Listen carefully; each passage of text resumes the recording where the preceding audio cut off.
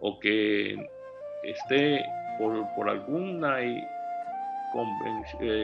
por alguna idea ha recibido información negativa o información no completa o no cierta, y eso hace que la persona muchas veces reaccione de manera defensiva.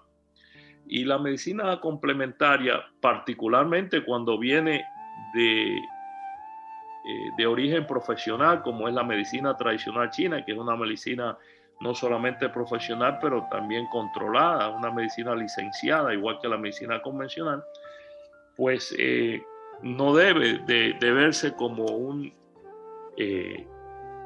una competencia, sino como algo en colaboración, algo que de manera integrada puede ayudar mucho al paciente, a la persona. De modo que no se trata de una competencia, de ganar una competencia para un premio de supremacía, no. Se trata de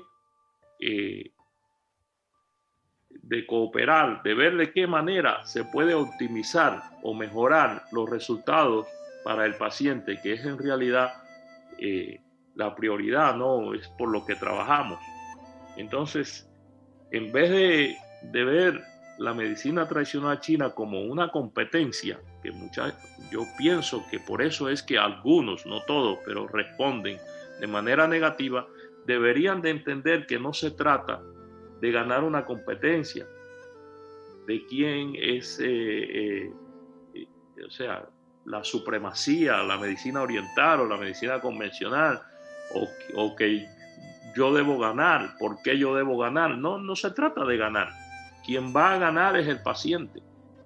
Pero es muy difícil tratar esos casos. Yo siempre recomiendo que el paciente le comunique a su médico que está recibiendo tratamiento con medicina oriental. Y por otra parte, también le pido a los pacientes que vienen a tratarse a nuestra clínica que nos informen si están recibiendo tratamientos con medicina convencional, para nosotros poder mejorar el tratamiento, o sea, y también saber qué podemos usar y qué no. De modo que es un poco engorroso, es un poco difícil de manejar, pero sí se puede manejar.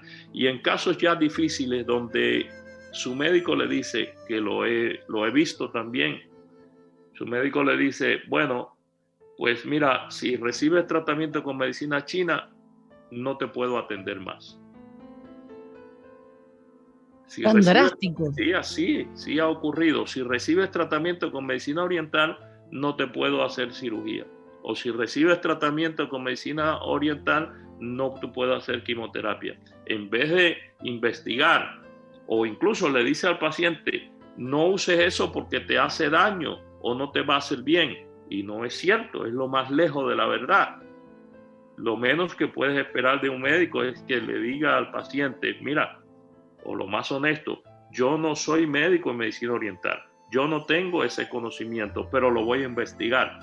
Pero hace falta voluntad para hacer eso, y muchas veces eso no existe, no lo hay de parte del médico convencional. Y también del médico de medicina oriental, vamos a estar claros, hay médicos de medicina oriental que creen que la medicina oriental es la medicina de Dios, digamos. Y no es así, no hay tal cosa. Uno tiene que ver la realidad y qué es lo que sirve de cada sistema o qué es lo mejor en cada momento para utilizarlo a favor del paciente. Esa es la manera que hay que verlo, no como una competencia entre los dos sistemas de salud. Pero en Estados Unidos se acreditan las escuelas de medicina tradicional, por lo que un facultativo certificado por una escuela acreditada tiene una amplia formación en medicina tradicional. O sea, si está reconocido, tiene el mismo reconocimiento que un médico de medicina convencional. Sí, es correcto. cuando quiero hacer una aclaración, cuando mencionas medicina tradicional, te refieres a la medicina tradicional china, ¿no? Ay, sí, sí, claro, medicina oriental, sí. Porque al decir medicina tradicional también muchas personas piensan que es la medicina convencional. No. Es la que más se usa en esta parte del mundo, pero no. La medicina tradicional china, en inglés la conocemos como TCM, o sea, sabes que en inglés se usa mucho la abreviación, y entonces la abreviatura de Traditional Chinese Medicine es TCM, ¿no? En español es MTC, sería MTC, en medicina tradicional china, o también se conoce como medicina oriental, porque no es solamente que se usa en China, también se usa en Japón, Taiwán, en Corea del Sur, en prácticamente toda Asia, y también aquí en Occidente hoy día, como ya he mencionado muchas veces, pues somos muy afortunados que tenemos ese sistema de salud a nivel profesional aquí en Estados Unidos, pero no solamente lo tenemos a nivel profesional porque el médico va a una escuela y estudia la medicina oriental, no, está controlada por el Estado de la misma manera que la medicina convencional, la medicina occidental. O sea, el médico de medicina oriental se gradúa de una escuela que además tiene que ser una escuela aprobada por la Secretaría, por el Departamento de Educación Superior de los Estados Unidos. No puede ser que a mí se me ocurra hacer una escuela y en una esquina y que el médico o la persona que se gradúe de ahí puede ejercer. No, tiene que ser graduado de una escuela de medicina oriental certificada, o sea, con certificación del Departamento de Educación de Estados Unidos o de la agencia certificada por el Departamento de Educación de Estados Unidos. Después que el médico se gradúa, el médico de medicina oriental tampoco puede ejercer. Tiene que probarle al Estado que tiene por lo menos el conocimiento básico para poder ejercer la medicina oriental en este caso. O sea, tiene que pasar el board, no es que es una medicina solamente profesional, sino controlada además en Estados Unidos. Por lo que escuché en estos programas con usted, la medicina tradicional china difiere de la medicina occidental en el diagnóstico y en el tratamiento, por eso a veces es difícil explicarlo de una manera occidental. Por ejemplo, a ver, un paciente con sinusitis, ustedes no lo tratan con antibióticos, sino que de acuerdo a cómo está el paciente o a cuál puede ser la causa del problema en ese paciente, que no es en todos igual. ¿Es así? Es así, pero debo explicar esto. Usamos antibióticos de origen herbario, no sintéticos, o sea, tienen menos efectos secundarios, y usamos también productos que aumentan la efectividad de nuestro propio sistema inmune para combatir las infecciones, sean estas virales o bacterianas. Hay muchísimo, en el caso de sinusitis, muchísimas fórmulas herbarias que resuelven la congestión en el sinus, ¿no? en la sinus y en la vía respiratoria y las infecciones, en este caso, las infecciones y la congestión. Pero además de eso, uno debe buscar el origen o la causa de las enfermedades, particularmente cuando son recurrentes o cuando son persistentes, porque usualmente cuando son recurrentes o persistentes no resuelves la causa, o sea, no resuelve la enfermedad con solamente tratar los síntomas, porque la enfermedad va a recurrir. De modo que en ese aspecto la medicina tradicional china es un poco más profunda. Pero además de eso, por el solo hecho que el paciente viene con sinusitis, no se va a tratar exclusivamente por sinusitis. El médico de medicina tradicional china va a buscar cuál es el síndrome que le está causando la sinusitis. No solamente el factor patológico, que puede ser viral, bacterial, comúnmente es bacteriana, pero la condición que presenta el paciente. Muchas veces ese paciente pues presenta una deficiencia en bioenergética, quiero decir, que el médico de medicina tradicional china es quien más o quien mejor está calificado para detectar ese tipo de desorden o desarreglo o enfermedad. De modo que difiere un poco también un poco no bastante, no solamente en el fundamento, en el concepto de cómo el médico de medicina oriental ve al paciente en la clínica, pero también en la terminología que usa.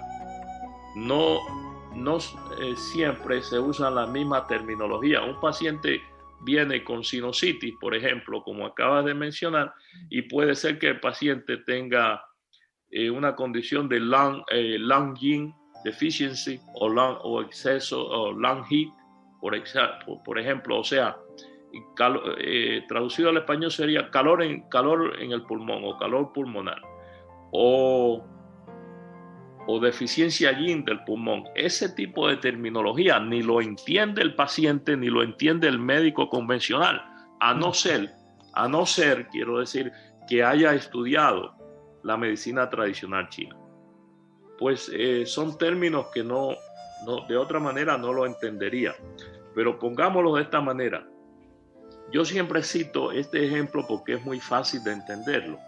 Una persona que esté familiarizada con una Mac, o sea, en términos de computadora, de programa, una Macintosh, pues muy probablemente no va a entender o va a tener cierto problema en entender los comandos para manejar un programa de Microsoft, por ejemplo, de Windows, quiero decir.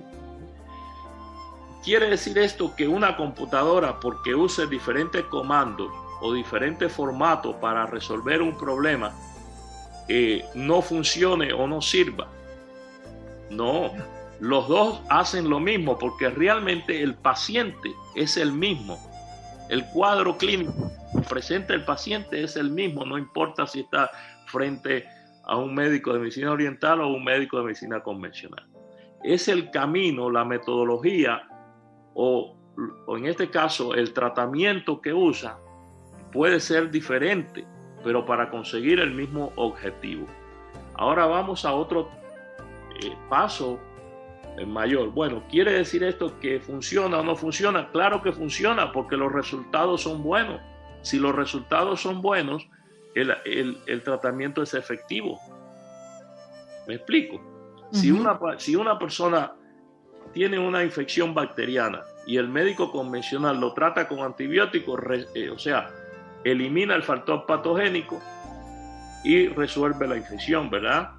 El médico de medicina oriental o de medicina tradicional china puede ser que en vez del antibiótico le dé al paciente un inmunoestimulante que va a hacer que el sistema va a apoyar el propio sistema inmunitario del paciente para que destruya la infección por sus propios medios.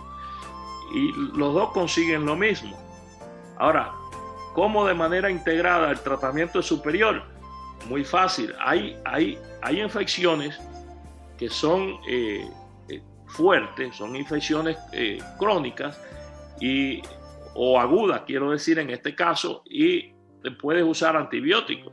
Pero si esa infección es recurrente, puedes usar el antibiótico en el estado agudo para resolver el problema fuerte en el momento, pero la infección certeramente va a recurrir. Entonces, si haces una medicina integrada, cuando tratas al paciente con antibiótico en el estado agudo, inmediatamente después lo cambias a un tratamiento de inmunoterapia, o sea, para fortalecer el sistema inmunitario del paciente, no recurre la infección.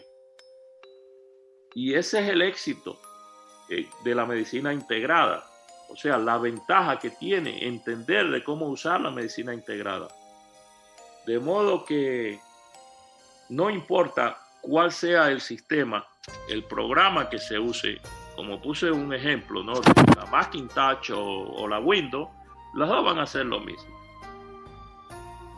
Pero en el caso de la computación hay una competencia de marca y no, la medicina no debe competir, debe cooperar, debe integrarse, porque las dos tienen ventaja. Hay muchísimas condiciones médicas, condiciones de salud, quiero decir, que no responden o responden muy pobre a los tratamientos convencionales y sin embargo responden excelentemente a los tratamientos con medicina tradicional china e incluso se curan y son enfermedades extremadamente debilitantes, enfermedades que destruyen la vida de los pacientes y sin embargo la persona no sabe que se puede curar o mejorar extraordinariamente con medicina tradicional china. Simplemente no lo sabe por desconocimiento, no solamente de él, de su médico.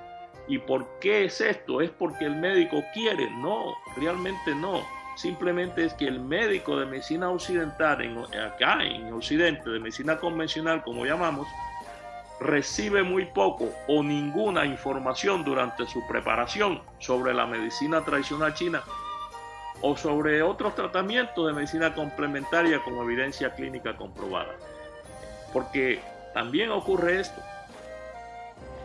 Muchos le llaman medicina alternativa, pero realmente bajo medicina alternativa, o sea, es una sombrilla muy amplia que ahí cabe todo lo que no sea convencional. Pero hay una diferencia entre la medicina complementaria o la medicina tradicional china con evidencia clínica comprobada y el resto de la medicina alternativa, digamos, que no tiene evidencia comprobada. Entonces, no todo lo que es alternativo, que está dentro de esa sombrilla, se puede clasificar de la misma manera. No, eso es alternativo y por tanto no es efectivo. No es así. Hay muchísima medicina integrativa o alternativa o complementaria que es efectiva. Incluso en el caso de la medicina oriental hay pero muchísima medicina de origen herbario que tiene más investigación científica y clínica que muchísimos de los fármacos convencionales. Doctor, la alimentación es muy importante para la medicina oriental. Y también para la medicina convencional. Es muy importante para la salud. Lo dijeron tanto los médicos de medicina oriental de la antigüedad como también Hipócrates, el padre, quien se considera el padre de la medicina convencional. La alimentación no es que es parte, es la parte más crítica, más fundamental para la salud. Pero hay que entender algo, porque también muchas veces he escuchado, bueno, pero un paciente de cáncer se puede tratar exclusivamente con un régimen alimentario apropiado. Un régimen alimentario apropiado puede ayudar siempre al paciente de cáncer, pero no quiere decir esto que es el mejor tratamiento de manera terapéutica, o sea, para curarlo, porque una cosa es la alimentación apropiada, la alimentación saludable cuando estamos saludables y otra cosa es la alimentación cuando estamos enfermos. Quizás el paciente requiere diferente alimentación, pero además de eso, que no puede depender exclusivamente de una alimentación apropiada para tratarse un cáncer que se lo va a llevar si no se trata apropiadamente con tratamientos o procedimientos que puedan destruir o controlar o contener el progreso de la enfermedad. ¿Me explico? Claro. La alimentación siempre puede ayudar.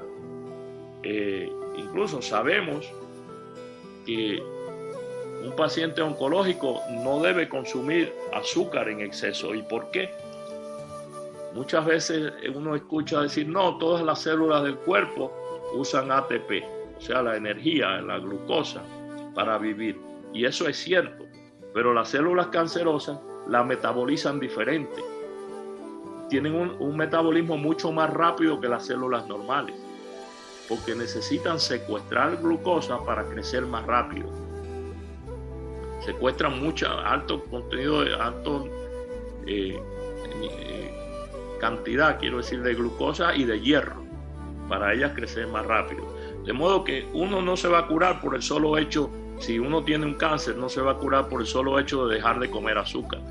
Pero no quieres alimentar el proceso de la enfermedad, o no es inteligente alimentar el proceso de la enfermedad. Por tanto, esa persona no debe consumir azúcar, o por lo menos alto contenido de azúcar, o alimentos con alto contenido de azúcar, quiero decir.